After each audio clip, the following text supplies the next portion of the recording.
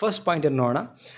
ಏನು ಅಂತ ಹೇಳಿದ್ರೆ ಸಮಾಧಾನಶೀಲತೆ ಅಂತ ಹೇಳ್ತೀವಿ. ಸೊ ನೋಡಿ, ಹೆಣ್ಣೆ ಮನೆಯ ಕಣ್ಣಿರಬೇಕಾದ್ರೆ ಹೆಣ್ಣು ಎಷ್ಟು ಸಮಾಧಾನವಾಗಿರ್ತಾಳೆ ಒಂದು ಮನೆಯಲ್ಲಿ, ಸೊ ಆ ಒಂದು ಮನೆ ತುಂಬ ಚೆನ್ನಾಗಿ ಸಾಗ್ತಾ ಹೋಗುತ್ತೆ. ಯಾಕಂದರೆ ಗಂಡ ಆಫೀಸಿಂದ ಬರಬೇಕಾದ್ರೆ, ಹೊರಗಡೆ ಎಲ್ಲಿಂದನೂ ಬರಬೇಕಾದ್ರೆ, ಅಥವಾ ಮಕ್ಕಳು ಕಿರಿಕಿರಿ ಕೊಡ್ತಾ ಇದ್ದರೆ, ಸೊ ಅದನ್ನೆಲ್ಲನೂ ಕೂಡ ಬ್ಯಾಲೆನ್ಸ್ ಮಾಡುವಂಥ ಪೇಷನ್ಸ್ ಮೈಂಡ್ ಇರಬೇಕಾಗತ್ತೆ ಒಂದು ಹೆಣ್ಣಲ್ಲಿ. ಸೊ ಅದಿಲ್ಲ ಅಂತ ಹೇಳಿದ್ರೆ ಆ ಒಂದು ಮನೆ ವಾತಾವರಣ ಸ್ಮಶಾನ ಆಗ್ತಾ ಹೋಗುತ್ತೆ. First point.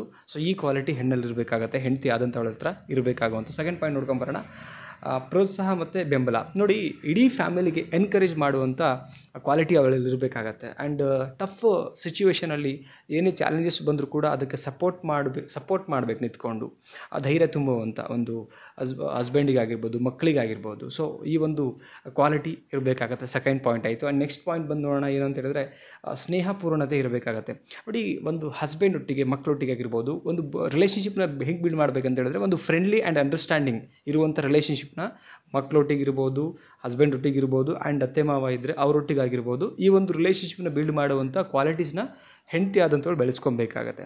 This is third point. ನಾಲ್ಕನೇದು ಪಾಯಿಂಟ್ ನೋಡೋಣ, ಧೈರ್ಯ ಮತ್ತು ಸಹನೆ. Very important. ನೋಡಿ, ಕೆಲವೊಂದಿಷ್ಟು ಚಾಲೆಂಜಸ್ಗಳು ಲೈಫ್, ಒಂದು ಫ್ಯಾಮಿಲಿ ಅಂತ ಬಂದಾಗ ಸಮಸ್ಯೆಗಳು ಗೊತ್ತಿಲ್ಲದೇ ಬಂದುಬಿಡ್ತವೆ. ಸೊ ಆವಾಗ ಚಾಲೆಂಜಸ್ಸನ್ನು ಅಕ್ಸೆಪ್ಟ್ ಮಾಡ್ಕೊಳ್ಳೋಂಥ ಒಂದು ಮೆಂಟಾಲಿಟಿ ಇರಬೇಕು, ಆ್ಯಂಡ್ ಅದನ್ನು ಫೇಸ್ ಮಾಡುವಂಥದ್ದು ಇರಬೇಕು, especially during A challenges time. Okay. And ಕೆಲವೊಂದಿಷ್ಟು ಹಸ್ಬೆಂಡ್ ಆಗಲಿ ಅಥವಾ ಮನೆಯವ್ರತವ್ರು ಯಾರೇ ಇದ್ದರೂ ಕೂಡ ಅವರು ಸಫರ್ ಆಗ್ತಿದ್ರೆ ಅದಕ್ಕೆ ಸಪೋರ್ಟಿವ್ ಆಗಿ ನಿಂತ್ಕೊಂಡು ನಾನು ಇದೀನಿ ಬೆಂತಟ್ಟುವಂಥ ಒಂದು ಮನಸ್ಥಿತಿ ಹೆಣ್ಣಲ್ಲಿ ಇರಬೇಕಾಗತ್ತೆ, ಹೆಂಡತಿ ಆದವಳ ಹತ್ರ ಅಂತ ಇರಬೇಕಾಗತ್ತೆ. ಇದು ಬಂದು ನಾಲ್ಕನೇ ಪಾಯಿಂಟು. ಆ್ಯಂಡ್ ನೆಕ್ಸ್ಟ್ ನೋಡೋಣ, ಏನು ಅಂತ ಹೇಳಿದ್ರೆ ಕಾಳಜಿ ಮತ್ತು ಪ್ರೀತಿ. ವೆರಿ ಇಂಪಾರ್ಟೆಂಟ್ ಆಗುತ್ತೆ. ನೋಡಿ, ಒಂದು ಸಂಸಾರ ತುಂಬ ಚೆನ್ನಾಗಿ ಸಾಗಬೇಕಂದ್ರೆ ವೆರಿ ಇಂಪಾರ್ಟೆಂಟ್ ಇರೋದೇ ಈ ಕಾಳಜಿ. ಏನು ಮಕ್ಕಳಲ್ಲಿ ಕಾಳಜಿ ತೋರಿಸ್ತೀವಿ, ಅತ್ತೆ ಮಾವನಲ್ಲಿ ಕಾಳಜಿ ತೋರಿಸ್ತೀವಿ, ಗಂಡನಿಗೆ ಕಾಳಜಿ ತೋರಿಸ್ತೀವಿ, ಅದು ರಿಟರ್ನ್ ಹಾಗೆ ಬರುತ್ತೆ.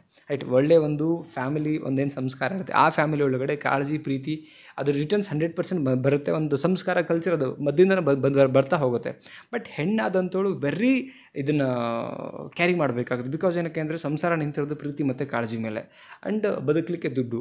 ಸೊ ಇದು ಹಿಂಗಿರಬೇಕಾದ್ರೆ ಈ ಒಂದು ಪಾಯಿಂಟ್ ಏನಿದೆಯಲ್ಲ ವೆರಿ ಇಂಪಾರ್ಟೆಂಟ್ ಆಗುತ್ತೆ. ಎಲ್ಲನೂ ಇಂಪಾರ್ಟೆಂಟೇ, ಬಟ್ ಪ್ರೀತಿ ಕಾಳಜಿ ವಿಚಾರದಲ್ಲಿ ಮಾತ್ರ ಇದು ನಾವೇನು ಕೊಡ್ತೀವಿ ಅದು ರಿಟರ್ನ್ ಬರುತ್ತೆ, ಇದನ್ನು ಕ್ಯಾರಿ ಮಾಡಬೇಕಾಗತ್ತೆ. ಸೊ ನೆಕ್ಸ್ಟ್ ನೋಡೋಣ, ಆದರ್ಶ ಮಹಿಳೆ ಆಗಬೇಕು. ಆ್ಯಕ್ಚುಲಿ ಒಂದು ಹೆಂಡತಿ ಆದಂಥವಳು ನೆಕ್ಸ್ಟ್ ಬರುವಂಥ ಜನ್ರೇಷನ್ ಸೊಸೆಗಾಗಿರ್ಬೋದು ಅಥವಾ ಮಕ್ಕಳಿಗೂ ಕೂಡ ಅನ್ನಿಸ್ಬೇಕು ಆದರ್ಶ. ಅಂದರೆ ಟಫ್ ಸಿಚುವೇಷನಲ್ಲಿ ಆ ಚಾಲೆಂಜಸನ್ನು ಫೇಸ್ ಮಾಡುವಂಥದ್ದು, ಬೇರೆ ಯಾರೇ ಬಂದರೆ ಮನೆಯಲ್ಲಿ ಬರ್ತಕ್ಕಂಥ ವ್ಯಕ್ತಿಗಳಿಗೆ ಮಾತಾಡಿಸುವಂಥ ರೀತಿ, ಆ್ಯಂಡ್ ಹಸ್ಬೆಂಡಿಗೆ ಕೊಡುವಂಥ ಒಂದು ವ್ಯಾಲ್ಯೂಸ್, ಅತ್ತೆ ಮಾವದ್ರಿಗೆ ಕೊಡುವಂಥ ಒಂದು ರೆಸ್ಪೆಕ್ಟು, ಒಂದು ಓಣಿನಲ್ಲೂ ಕೂಡ ಒಂದು ಆದರ್ಶವಾಗಿ ಅನ್ಕೋಬೇಕು. ಯಾವುದೋ ಒಂದು ವಿಚಾರವಾಗಿ ಆದರ್ಶವಾಗಿ ಇಟ್ಕೊಂಡ್ರೆ ಅದು ಅಲ್ಲ. ಆ್ಯಕ್ಚುಲಿ ಫಸ್ಟು ಮನೆಯೇ ಗೆಲ್ಲಬೇಕು, ನೆಕ್ಸ್ಟು ಬರುವಂಥವ್ರು ಅನ್ಬೇಕು, ಇದ್ದರೆ ಇವ್ರ ಥರ ಇರಬೇಕು, ಆದರ್ಶವಾಗಿರ್ತಕ್ಕಂಥ, ನೋಡಿದ್ರೆ ಕೈ ಮುಗಿದು ರೆಸ್ಪೆಕ್ಟ್ ಮಾಡುವಂಥ ಒಂದು ಹೆಂಡತಿ ಆಗಬೇಕು.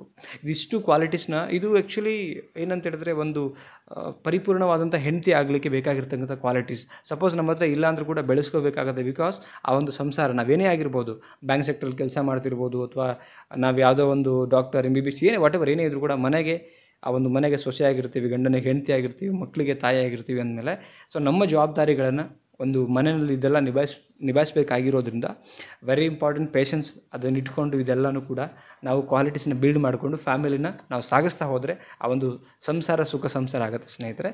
ಈ ಒಂದು ವಿಡಿಯೋ ಒಳಗಡೆ only for good qualities of wife ಬಗ್ಗೆ ನಾನು ಮಾಡಿರುವಂಥದ್ದು, ವಿಡಿಯೋನ ಮಾಡಿರ್ತಕ್ಕಂಥದ್ದು.